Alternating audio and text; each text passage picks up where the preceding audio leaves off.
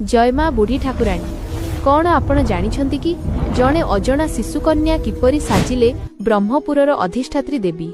इतिहास कुहे बुणाकार संप्रदायर कुलपति देसी बेहेरा थरे घोर अंधार रातिरे निछाटिया जंगल रास्ता देई फेरुथिले। हठात जनशून्य स्थानरु जणे कुनी झियर कांद शब्द शुणी से स्थानु पालटि गले। झियटी निजकु अनाथ बोली कहिबारु भक्त देसी बेहेरांक मन तरळी गला। से ताकु निज झिय करी आदररे घरकु घेणी आसिले। किंतु दिने सेही झियटी हठात अंतर्धान होईगला एवं देसी बेहेरांकु स्वप्नादेश देई कहिला, बापा मु साधारण झिय नुहे, मु हेउछि जगत जननी। माँ कहिले, मु तोरी स्नेहरे बांधी होई तो घरे झिय होई रहिथिली, किंतु एबे मोर मंदिर प्रतिष्ठा हेबो।